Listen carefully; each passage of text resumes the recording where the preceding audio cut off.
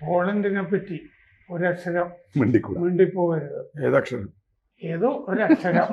അത് ശ്രീനിവാസന്റെ സിനിമയിൽ വളരെ പ്രസിദ്ധമായ ഒരു ഡയലോഗാണ്. ഇപ്പോൾ പോളണ്ടിൽ കമ്മ്യൂണിസ്റ്റ് പാർട്ടിയെ നിരോധിച്ചതായിട്ട് വാർത്ത വന്നിരിക്കുന്നു. ഡിസംബർ 3-ാം തീയതിയാണ് നിരോധിച്ചത്.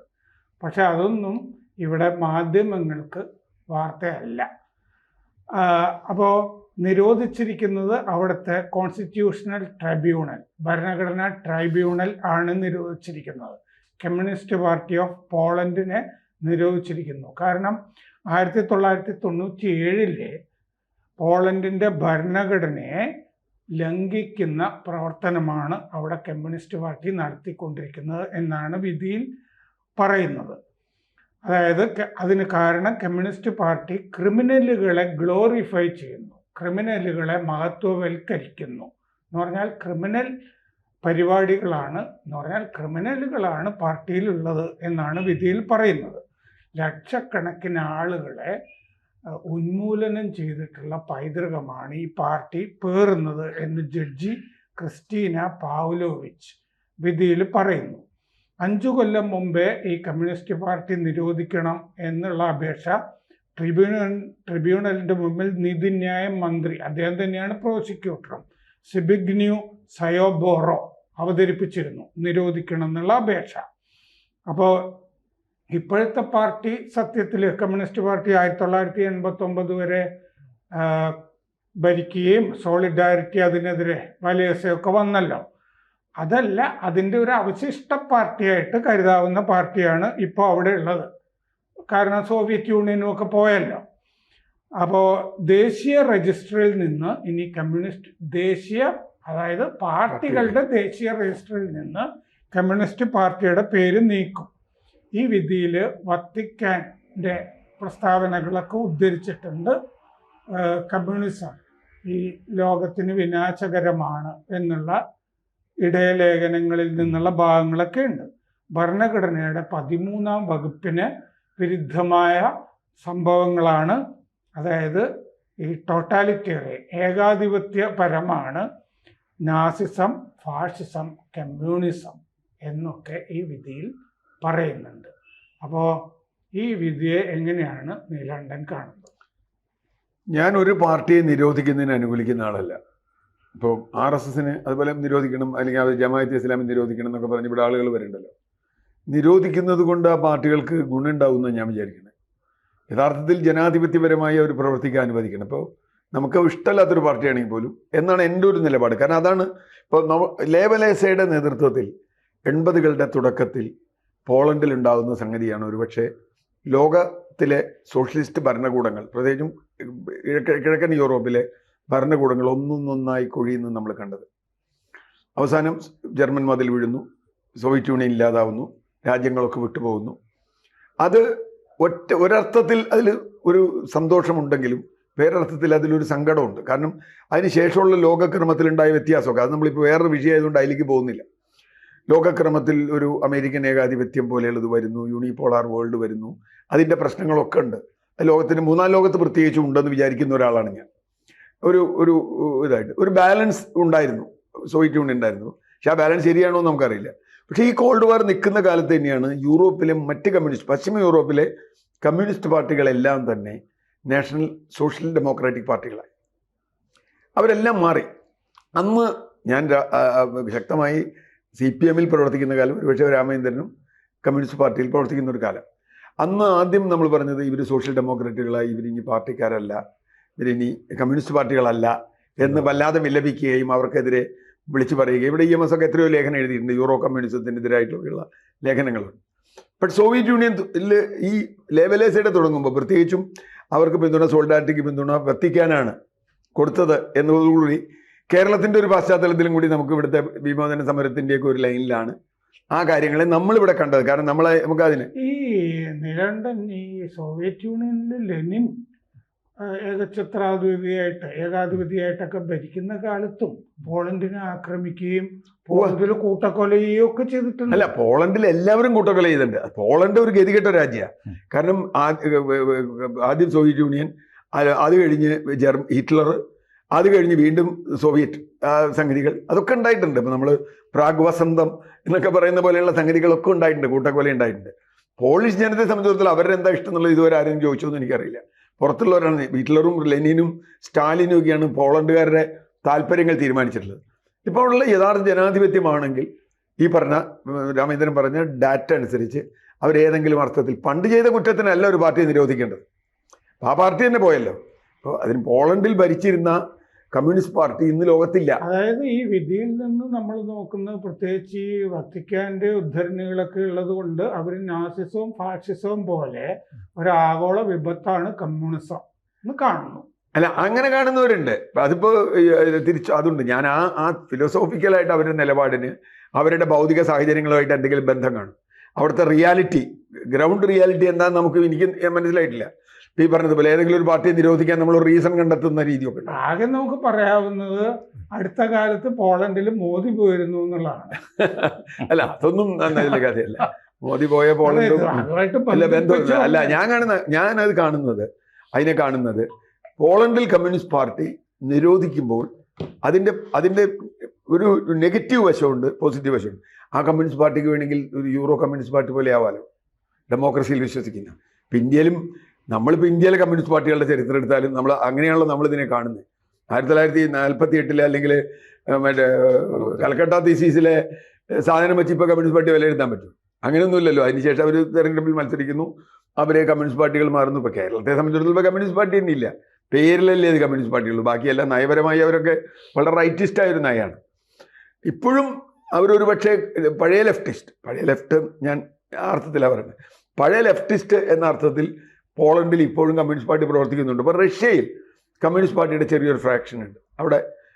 ഇപ്പോഴും അവിടെ ഉണ്ട്. എല്ലാ രാജ്യങ്ങളിലും ചെറിയ കമ്മ്യൂണിസ്റ്റ് പാർട്ടിയുടെ ഫ്രാക്ഷനുണ്ട്. പക്ഷെ അവരൊന്നും പഴയ പോലെയുള്ള ഭരണത്തിനടുത്തൊന്നും എത്താൻ കഴിയുന്ന ഒരു സ്ഥിതി ഇല്ല എന്നറിയാം. അപ്പം ഞാൻ കാണുന്നത് കമ്മ്യൂണിസ്റ്റ് പാർട്ടി ഒരുപക്ഷെ പോളണ്ടിൽ മാറിയേക്കാം. അവർക്ക് വേറൊരു പേരായേക്കാം, നാഷണൽ സോഷ്യലിസ്റ്റ് ഡെമോക്രാറ്റിക് പാർട്ടി എന്ന് ഏതെങ്കിലും ഉണ്ടായേക്കാം. പക്ഷെ ജനങ്ങൾ ഒരു വിഭാഗത്തിന് ഒരുപക്ഷെ ഈ മാഫിയ സംഘത്തിനല്ല ഞാൻ പറഞ്ഞു.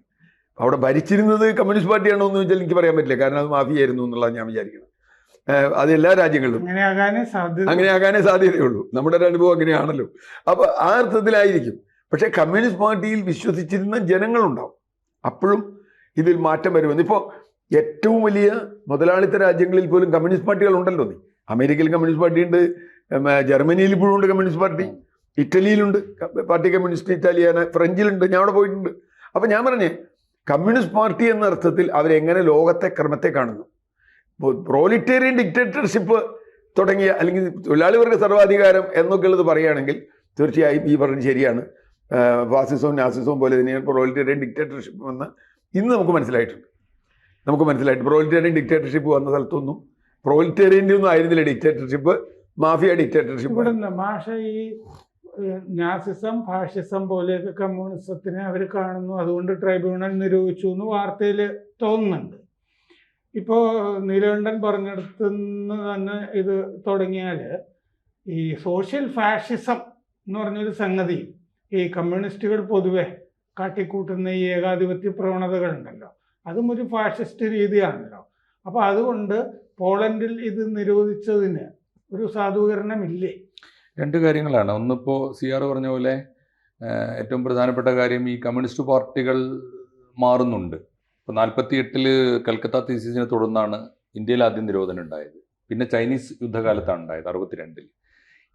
ഈ രണ്ട് കാലത്തെയും കമ്മ്യൂണിസ്റ്റ് പാർട്ടി അല്ല ഇപ്പോഴത്തെ കമ്മ്യൂണിസ്റ്റ് പാർട്ടി, അത് മാറുന്നുണ്ട്.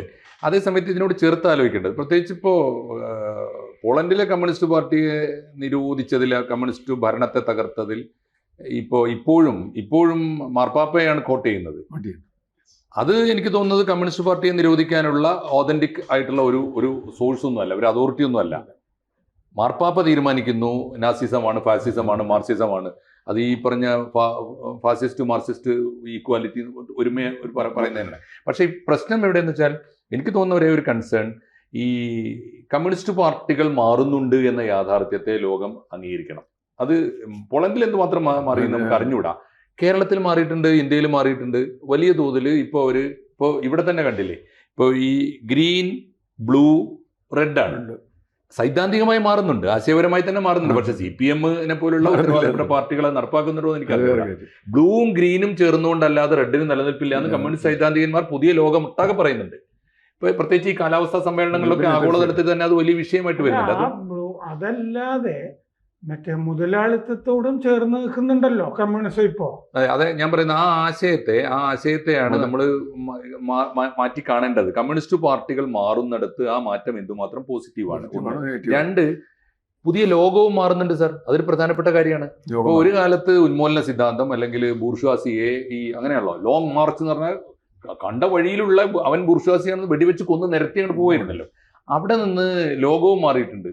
അക്രമത്തിൻ്റെതല്ല പുതിയ മാർഗം. ഇപ്പൊ എനിക്ക് തോന്നുന്നു ഏറ്റവും പുതിയ മാർക്സിസ്റ്റ് പഠനങ്ങൾ ഇപ്പോ പലരും ചൂണ്ടിക്കാണിക്കുന്ന ഒരു കാര്യം, മാർക്സ് ശരിയാണ്. പണ്ട് അംബേദ്കർ പറഞ്ഞല്ലോ, ലക്ഷ്യം ശരിയാണ്, പക്ഷെ മാർഗം മാർക്സ് അല്ല ബുദ്ധനാണ് എന്ന് പറയുന്ന ഒരു മാർഗമുണ്ട്. അപ്പൊ സമാധാനത്തിന്റെ മാർഗത്തിലൂടെ സ്ഥിതി സമത്വം നടപ്പാക്കുക എന്ന് പറയുന്ന ഒരു സിദ്ധാന്തത്തിലേക്ക് കമ്മ്യൂണിസ്റ്റുകാർ വരുന്നുണ്ട്. അതുകൊണ്ട് തന്നെ അക്രമത്തെ സ്വീകരിക്കാനാവില്ല എന്നൊരു നിലപാടിലേക്ക് ലോകവും വരുന്നുണ്ട്. അപ്പൊ അതിന്റെ കൂടി ഒരു പുതിയ, അതുകൊണ്ട് ഞാൻ പണ്ട് കമ്മ്യൂണിസ്റ്റ് പാർട്ടി അവിടെ അട്ടിമറിച്ച ലേവലേസയുടെ സിദ്ധാന്തത്തോടല്ല ഇതിനെ കുറെ കൂടി പുതിയ കണ്ണുകൊണ്ട് കാണണം. അത് മാർപ്പാപ്പ പറഞ്ഞതാണെങ്കിൽ പോലും പുതിയ മാറുന്ന ലോകത്തിന്റെ ഒരു കാഴ്ചപ്പാട് മാർപ്പാപ്പ മുന്നോട്ട് വെച്ചു. അതിനെ ഉദ്ധരിച്ചുകൊണ്ട് അവിടെ നിരോധനം വരിക എന്ന് പറഞ്ഞാൽ, പക്ഷെ നിരോധിക്കുമ്പോൾ CR പറഞ്ഞതിനോടാണ് നിരോധിച്ചിട്ട് ഏതെങ്കിലും പാർട്ടിയെ ഇല്ലാതാക്കും, ഒരു ആശയത്തെ ഇല്ലാതാക്കാൻ പറ്റും എന്ന് പറയുന്നത് ചരിത്ര വിരുദ്ധമാണ്. ഒരു കാര്യം കൂടി എന്നോട് ചേർത്തോട്ടെ, മാർപ്പാപ്പ ഇപ്പൊ ഇങ്ങനെ പറയുന്നു, അന്നത്തെ മാർപ്പാപ്പ മുസോളിനിയുടെ കൂടെയായിരുന്നു എന്നും കൂടി നമ്മൾ ആലോചിക്കുമ്പോഴേ കാര്യം മനസ്സിലാവുള്ളൂ. അവിടെ മാർപ്പാപ്പ നമ്മളിപ്പോ അവരെ നിരോധിക്കണം നമ്മൾ പറയുന്നില്ലല്ലോ. മാർപ്പാപ്പയും ക്രിസ്ത്യാനിറ്റിയും ഹിറ്റ്ലറുടെയും മുസോളിനിയുടെയും പിന്തുണച്ചിരുന്നവരാണ്. സത്യസന്ധമായി നമ്മൾ പറഞ്ഞാൽ നാസിസത്തെയും പിന്തുണച്ചിരുന്നവരാണ്. നമ്മള് ചരിത്രപരമായി അങ്ങനെയും കൂടി കാണണം. അതിനെ അങ്ങനെ കാണുമ്പോഴേ ഇപ്പൊ അവർക്ക് പെട്ടെന്ന് നാസിസത്തോടും ഫാസിസത്തോടും ഒരു എതിർപ്പായിരുന്നു, അതിനെ കമ്മ്യൂണിസമായിട്ട് ചെയ്യുന്നു. അത് രണ്ടാം ലോക മഹായുദ്ധകാലത്ത് ഇത് പറഞ്ഞിരുന്നു. വെസ്റ്റേൺ രാജ്യങ്ങൾ, സഖ്യകക്ഷികൾ ഒരു ഘട്ടത്തിൽ സ്റ്റാലിനും ഹിറ്റ്ലറും മുസോളിനിയും ഒരുപോലെയാണെന്ന് പറഞ്ഞിരുന്നു. ഒരു ഘട്ടത്തിൽ സ്റ്റാലിൻ ഹിറ്റ്ലർക്കെതിരായി വരുമ്പോഴാണ് ഇവിടെ മാറുന്നത്. നമ്മുടെ കേരളത്തിലെ കമ്മ്യൂണിസ്റ്റ് പാർട്ടി എല്ലാത്തിലും അങ്ങനെയാണല്ലോ. അത് ചരിത്രത്തിലൊരു ഘട്ടമാണ്. അപ്പോൾ എന്നെ സംബന്ധിച്ചിടത്തോളം ഞാൻ കാണുന്നത് അവിടുത്തെ കമ്മ്യൂണിസ്റ്റ് പാർട്ടി ഈ പറഞ്ഞതുപോലെ ഇപ്പോഴും മാർക്സ് എന്ന് പറയുന്നത് ഒരു മാർക്സ് കാലഹരണപ്പെട്ട ആളല്ല. മാർക്സിസം കാലഹരണപ്പെട്ടിട്ടില്ല. കാരണം മുതലാളിത്തം നിലനിൽക്കുന്നിടത്തോളം മാർക്സിസം ഉണ്ടാവും. പക്ഷെ അതിനെ നമ്മൾ എങ്ങനെ കാണുന്നു എന്നുള്ളത്, അതിനെ നമ്മൾ പിണറായി വിജയൻ കാണുന്ന പോലെ കാണുന്നു, ചൈനീസ് കമ്മ്യൂണിസ്റ്റ് പാർട്ടി കാണുന്ന പോലെ കാണുന്നു, അതോ ഇപ്പോൾ പുതിയ കാലത്തെ കമ്മ്യൂണിസ്റ്റുകൾ ഉള്ള ആളുകളുണ്ട്, പുതിയ എഴുത്തുകാർ, ഒരുപാട് പുതിയ എഴുത്തുകാർ മാർക്സിസത്തെ വ്യാഖ്യാനിക്കുന്നുണ്ട്. അതിൽ ഇപ്പോൾ യൂറോ കമ്മ്യൂണിസത്തിന് അതിൽ വലിയൊരു പങ്കുണ്ട്. ഇപ്പോൾ ഇറ്റലിയിലാണെങ്കിൽ, അല്ലെങ്കിൽ ഇപ്പോൾ ജർമ്മനിയിൽ പോലും കമ്മ്യൂണിസ്റ്റുകാരും ഗ്രീനും സോഷ്യൽ ഡെമോക്രാറ്റുകളും ചേർന്ന് ഭരിച്ച ഭരണങ്ങൾ ഉണ്ടായിട്ടുണ്ട്. ഇതൊക്കെ ഉണ്ടാവും. അപ്പോൾ പോളണ്ട് പക്ഷെ ഒരു ചിഹ്നമാണ് നമ്മളെ സംബന്ധിച്ചിടത്തോളം. കാരണം സോവിയറ്റ് യൂണിയന്റെ തകർച്ചയ്ക്ക് തുടക്കമിടുന്നത് പോളണ്ടാണ് എന്നതാണ് ചരിത്രപരമായ ആ ഒരു ഘട്ടം. അതുകൊണ്ട് പോളണ്ടിനെ കുറിച്ച് ഒരു ഇൻട്രസ്റ്റ് ഉണ്ടെന്നുള്ളൂ. ഇതിന്റെ യാഥാർത്ഥ്യം നമ്മൾ അന്വേഷിച്ചെത്തിയേ പറ്റൂ. അവിടെ എന്താ യഥാർത്ഥം സംഭവിക്കുന്നത്? ഒരു വാക്ക് ചേർത്ത് പറഞ്ഞേ പറ്റുള്ളൂ. ഒരു വാക്ക് ചേർത്ത് പറഞ്ഞേ പറ്റുള്ളൂ. പുതിയ കാലത്ത് എനിക്ക് തോന്നുന്നത് ഇപ്പൊ എന്താണ് പോളണ്ടിലെ പുതിയ സിറ്റുവേഷൻ നമുക്ക് അറിയാൻ വയ്യ. എന്തായാലും കമ്മ്യൂണിസ്റ്റ് പാർട്ടിയെ നിരോധിച്ച് തകർക്കുകയല്ല, നന്നാവാൻ അനുവദിക്കുകയാണ് പുതിയ ലോകം ചെയ്യേണ്ടത്. ഉദാരമായ ഒരു ജനാധിപത്യ ലോകത്ത് ഏതാശയത്തെയും ഏത് സംഘടനാ സംവിധാനത്തെയും നന്നാവാനുള്ള ഒരു ചാൻസ് കൊടുക്കുകയാണ് വേണ്ടത് എന്നാണ് നമുക്ക് പറയാം. അവസാനിപ്പിക്കുമ്പോൾ പറയാവുന്നത്, പോളണ്ടിനെ പറ്റി ഒരക്ഷരം പോലും മിണ്ടരുത് എന്നിടത്തുനിന്ന് നമ്മുടെ എത്ര വാക്കുകളാണ് ഇപ്പോൾ പറഞ്ഞത്, എത്ര വാക്കുകളാണ് പറഞ്ഞുകൊണ്ടിരിക്കുന്നത്. പോളണ്ട് ഇപ്പോൾ ആഗോള ക്രമത്തിലൊരു പ്രധാനപ്പെട്ട രാജ്യമാണ്. എന്തുകൊണ്ടെന്നാൽ പോളണ്ടിന് ഇപ്പോഴും റഷ്യയിൽ നിന്ന്, പുടിനിൽ നിന്നൊരു ആക്രമണ ഭീതി നിലനിൽക്കുന്നുണ്ട്. അതുകൊണ്ട് നാറ്റോ രാജ്യങ്ങളിൽ ഏറ്റവും കൂടുതൽ പ്രതിരോധ ബജറ്റ്, അതായത് GDP-യുടെ 5% ഉയർത്തിയിരിക്കുന്ന രാജ്യമാണ് പോളണ്ട്. സ്വന്തം നിലയ്ക്ക് ആയുധങ്ങൾ വാങ്ങുന്നുണ്ട്. ഇന്ത്യയിൽ നിന്നും പോളണ്ട് ആയുധം വാങ്ങും എന്നുള്ള അവസ്ഥയിലാണ് 42 കൊല്ലത്തിന് ശേഷം ഇന്ത്യയുടെ ഒരു പ്രധാനമന്ത്രി പോളണ്ട് സന്ദർശിച്ചിരിക്കുന്നത്. പോളണ്ട് യൂറോപ്പിൻ്റെ സംരക്ഷണം തേടുന്നുണ്ട് ഇപ്പോൾ. കാരണം റഷ്യയുടെ വലിയൊരു ഭീഷണി പോളണ്ട് നേരിടുന്നുണ്ട്. പക്ഷേ ആ ഭീഷണിയുമായി ഈ കമ്മ്യൂണിസ്റ്റ് പാർട്ടിയെ നിരോധിച്ചതിന് പ്രത്യേകിച്ച് ബന്ധം ഒന്നും ഉള്ളതായിട്ട് കാണുന്നില്ല. കാരണം എന്താണെന്ന് വെച്ചാൽ റഷ്യയിൽ കാര്യമായിട്ട് കമ്മ്യൂണിസം ഇല്ല. അപ്പം അതുകൊണ്ട് പുടിൻ അവിടുത്തെ കമ്മ്യൂണിസ്റ്റുകളുടെ സംരക്ഷണമൊന്നും തേടുന്നുമില്ല. പോളണ്ടിലെ കമ്മ്യൂണിസ്റ്റുകൾക്ക് റഷ്യയിൽ പോയി ഒന്നും ചെയ്യാനുമില്ല. അതുകൊണ്ട് കാര്യമാത്ര പ്രസക്തമായി ഒന്നും ചെയ്യാനില്ലാത്തൊരു പാർട്ടിയെ നിരോധിച്ചിട്ട് പോളണ്ട് എന്ത് നേടാനാണ്? കൂടുതൽ വാർത്തകളും വിശേഷങ്ങളും നിങ്ങളിലേക്ക് എത്താൻ ABC മലയാളം സബ്സ്ക്രൈബ് ചെയ്യുക, ബെൽബട്ടനും അമർത്തുക.